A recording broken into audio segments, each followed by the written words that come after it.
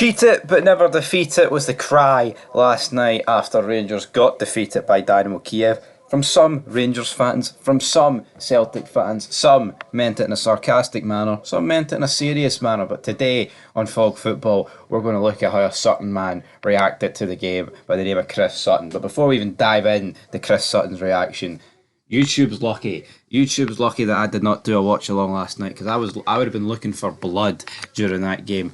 That was an absolute disgrace what happened last night. That decision was... I think that is the worst decision, honestly, in recent memory that I've seen. It has to be up there. Now, obviously, someone may be like, oh, well, the Brazilian third division had this. Right, serious football, not the Brazilian third division. We're talking about a Champions League match here. Qualifier, everybody, for... oh, it's not the real Champions League. Well, we can joke about the real Champions League and whatever, but reality is it's that's what it is for Rangers, alright? We need to accept it. It's Thursday night football, but I've never seen a decision as bad as that. Honestly, that was absolutely shocking. And, obviously, right, offside, the Liverpool-Tottenham last year, right, is horrendous.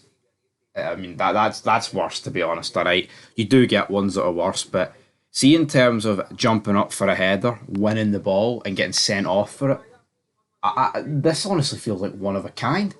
Maybe the odd time this might get them a first yellow, for whatever reason, right? And I've seen people spin the argument of, well, he was repetitive fouling. I'm not buying that. If I was with Chris Sutton, he turned around and said, with 5 words... sore one for Rangers tonight. And it's like, Chris Sutton knows exactly how to stir that pot, right? You look at this comment, you might think, well, he's just pointing out that, it was unlucky for Rangers tonight and they kind of got cheated. But he's worded this in a way to say, aye, they get cheated, but it's a sore one for those bastards, so get it right round them. That's exactly what Chris Sutton's did with this tweet. If you're a Rangers fan, you might think he's being impartial here, but, deep down, we all know he's twisting the knife, and the Celtic fans are going to absolutely lap this up. Is it a sore one? Yeah, because in my opinion, that's the league over. I think Rangers, I know Rangers needed that Champions League money if we were to ever spend it. And, you hear Boyd, which I think we're making our fid on, but he's talking about how, Rangers needed the playoff money. And is that not how sad that Scottish football is? It's like the size of Rangers, and Chris Boyd is saying, oh, the difference that £5 million playoff money could have did the Rangers this season. It's like, is that not just embarrassing, man? That £5 million for a playoff round in the Champions League would have been detrimental to a bloody Rangers season. I mean, honestly, I could absolutely explode with anger right now, but for the sake of this video, we're going to reel it in. We're going to reel it in big time. But there's going to be a lot of debate with this Shefty thing. It's probably going to continue on to the weekend and potentially beyond.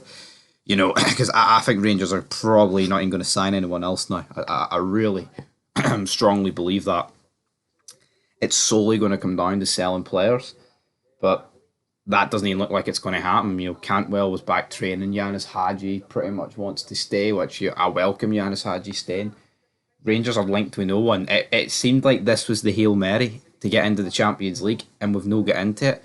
And it's meltdown mode. And I get, there was a lot of banter last night in the live chats, right? There was a lot of winding up going on, which is fair enough. If this happened to Celtic, Rangers fans be winding Celtic fans up. I'd be twisting the knife a bit. But everyone knows deep down that's not a red card. You know what I mean?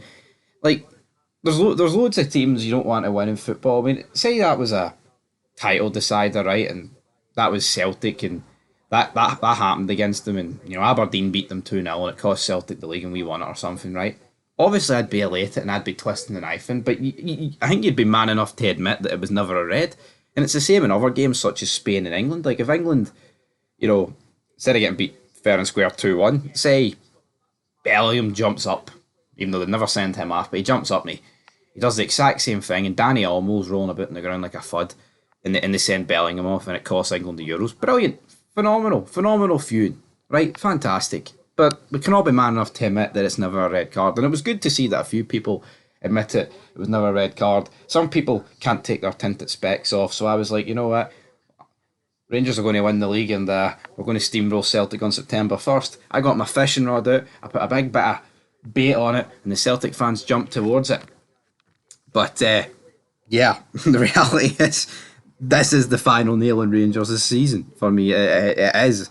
I mean, yeah, it's we're midway through August, but as I touched on last night in the Fog Review on my own channel, we can touch about the referee and how he screwed us, but let's be honest, the Rangers players, Clement, the board, have cost Rangers. Last season they bottled a league title. This should be, this should be Celtic struggling in a Champions League qualifier. We should already have the Champions League kitty. The fact of the matter is this: we didn't fix the roof while the sun was shining, as Steven Gerrard said. We let it sink. We let it absolutely cave in, and this is where we are. When we won 55 here, I'm not taking away from Celtic's achievements and winning numerous titles in a row, or previous teams in the past that have won numerous titles in a row for you, Rangers or whatever. But the reality is, Rangers should never, and I mean never, be on the verge here of losing 4 in a row to Celtic. Ange was a great manager, right? I can almost accept losing the title that year to him because he'd done a great job. But see, last year especially, that was the year Rangers had to win the league title. And they're honestly just embarrassing. The recruitment, the player management, the contracts, not re-signing people, not selling people at the right time, the stadium upgrades that are just an absolute disgrace. Everything to do with Rangers right now is on its arse. And if people can't see that or accept it, then I don't know what to tell you. It'd be very easy, right, to go on a witch hunt for that referee last night. And I thought, it's disgusting. Never a red, like I said earlier, one of the worst decisions you'll see. But the reality is, Rangers shouldn't be in this predicament. We should be, I feel like that loss last night has literally set us back half a decade.